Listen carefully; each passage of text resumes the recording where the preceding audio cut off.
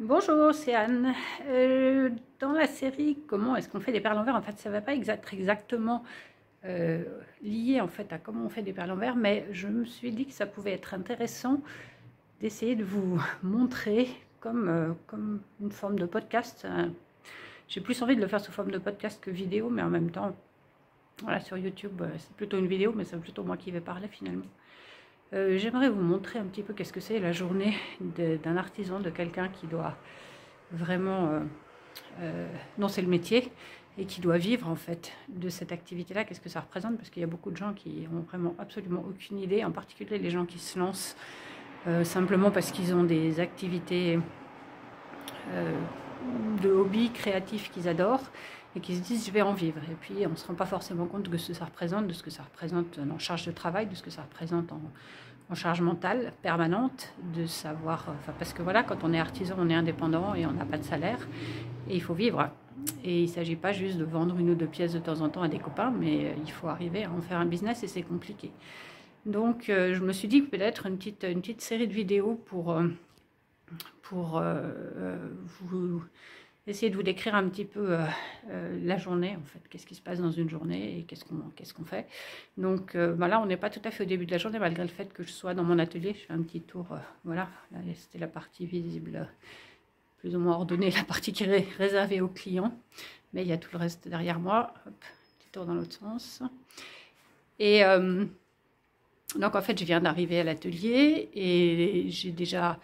alors la caractéristique, en tout cas en ce qui me concerne, c'est que à partir du moment où je me réveille et jusqu'au moment où je me couche, il y a assez peu de moments où je ne pense pas à ce que je suis fait comme travail. C'est-à-dire que je pense à mon activité professionnelle à peu près tout le temps. Donc c'est en général le moment où je me réveille, la première chose que je fais.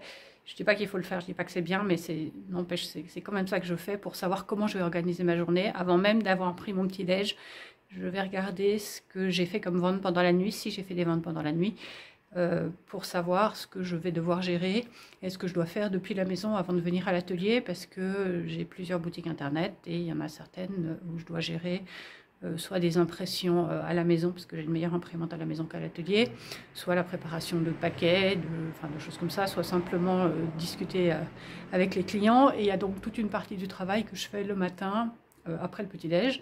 Donc en fait, le moment où je me réveille, c'est vraiment... j'ai beau essayer de faire autrement, j'y arrive pas. C'est vraiment le premier moment où je vais me dire, bah voilà, qu'est-ce qui s'est passé pendant la nuit.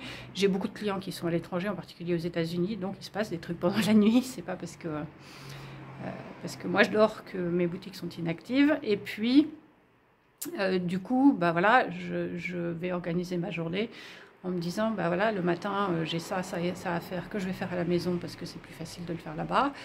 Parce que voilà, pour plein de raisons. Et puis ensuite, est-ce que j'ai des commandes de perles que je dois faire sur commande? Est-ce que je vais arriver à caser ça dans ma journée? Et puis donc la matinée, en général, enfin en tout cas une ou deux heures de la matinée sont consacrées à ça et à des tâches administratives. Parce que voilà, de nouveau, quand on est indépendant, on doit gérer à peu près tout seul. Et tout, c'est aussi toutes les tâches administratives. Donc, de nouveau, les gens ont souvent une vision très, très romantique du boulot d'un artisan où on est en train de créer tout le temps. Non, la création, c'est une toute petite partie du travail, en fait, en pratique, de la journée. J'aimerais bien que ça soit une grosse partie de la journée et puis que le reste soit accessoire, mais pas du tout. Tout le reste prend énormément de temps.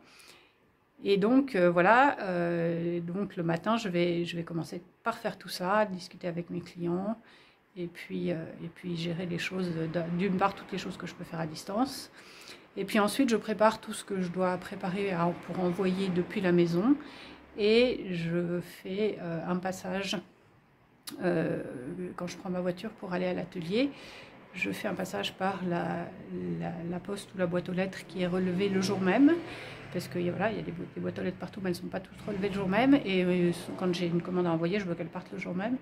Donc je vais faire un détour pour aller pouvoir la poster là où il faut pour qu'elle parte le jour même.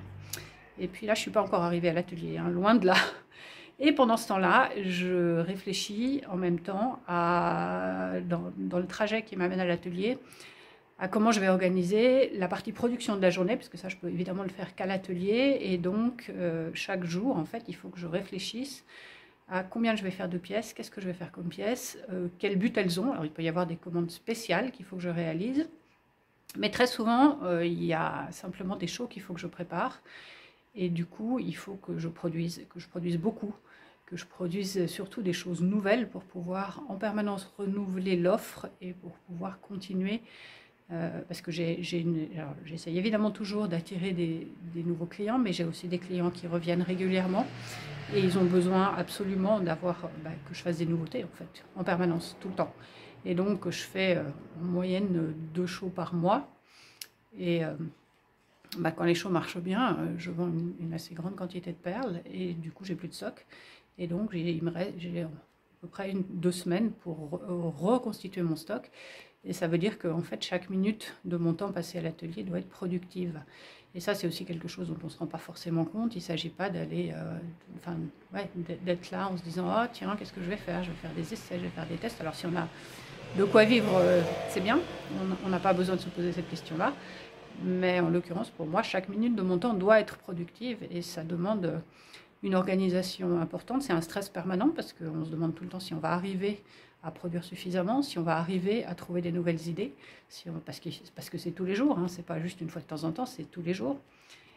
Si on va trouver, les clients vont continuer à avoir envie de collectionner, si les nouveaux clients vont être attirés, enfin, c'est tout ça pour dire que c'est une charge mentale qui est très très très grande, en plus de la charge physique, et qu'on peut évidemment pas s'arrêter, parce que voilà, si on s'arrête, il n'y a plus rien. Et il y a toujours des factures à payer. Donc, une petite plongée, donc voilà, dans une petite partie de ma journée, une petite partie de mon cerveau peut-être aussi, pour essayer de vous montrer de quoi il s'agit. Alors ça, c'est la première vidéo, il y en aura d'autres. Et puis, je vous continuerai à vous raconter ça. À bientôt!